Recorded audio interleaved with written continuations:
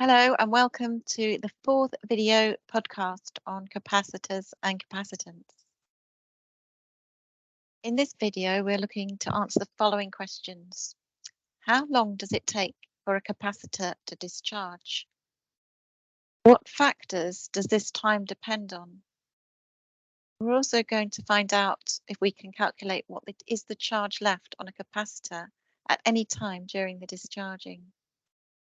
And what do we mean by the time constant of a capacitor? So, how long does it take for a capacitor to discharge? If we look at the charge time graph that we looked at before, you can see that this exponential decay curve, which in mathematically never reaches zero, but as we saw in reality, it does eventually reach zero. How long does this take?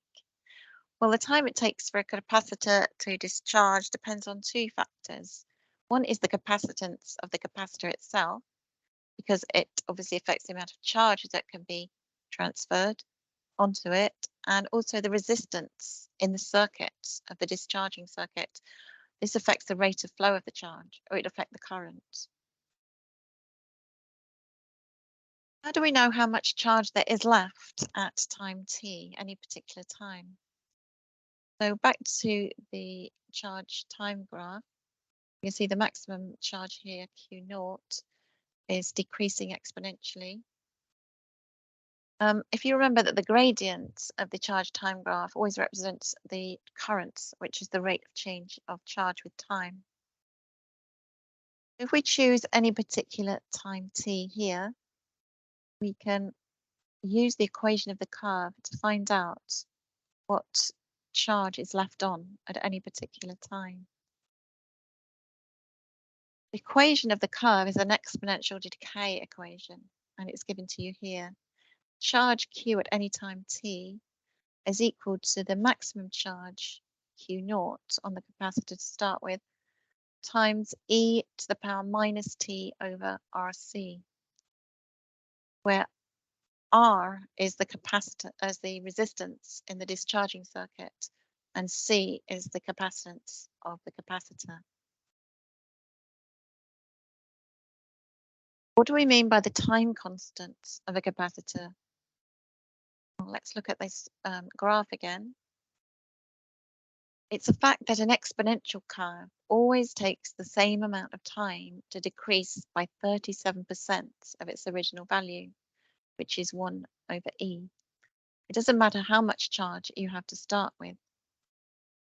So back to our equation, Q charge at time t, Qt equals Q naught, the maximum charge, multiplied by e to the power minus t over RC.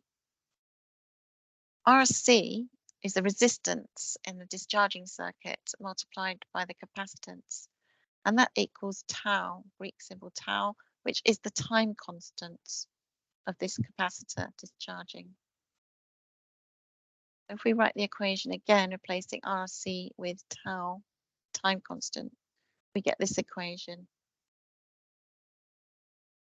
And in the graph, we can see that 0.37 is 37% of Q naught, the original maximum charge on the capacitor. And if we look at the graph, we can see that this happens at the time constant tau. This is the time it's taken for the charge to decrease to 37% of its original amount. We look at 2 times the time constant, 2 tau, we'll see that that takes another 37% of what we had here. So tau is the time constant, and that is always the time it takes to discharge to 37% of the full charge on the capacitor, Q naught.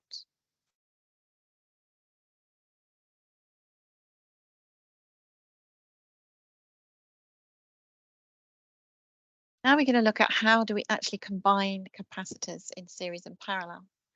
So how can we combine capacitance in series? Well, the capacitors in series have equal amounts of charge on them. And that's because the current is the same in a series circuit. and the voltages will add up. So here are 3 capacitors in series. The voltage across each one will add up, all 3 will add up to make the voltage of the battery. So in series, the capacitance will add up in reciprocals. So 1 over the total capacitance or combined capacitance is equal to 1 over C1 plus 1 over C2 plus 1 over C3. And that's because the capacitance is Q over V. So the voltages which add up are Q over C. Now look at how capacitance in parallel combine.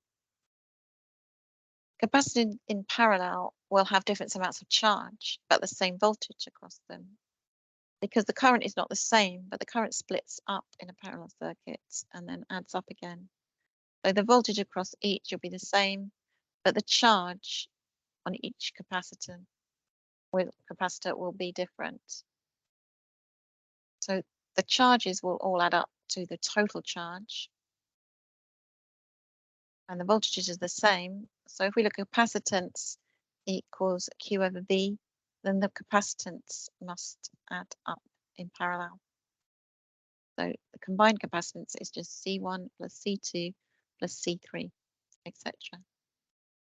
That's the end of this video. Thank you for listening.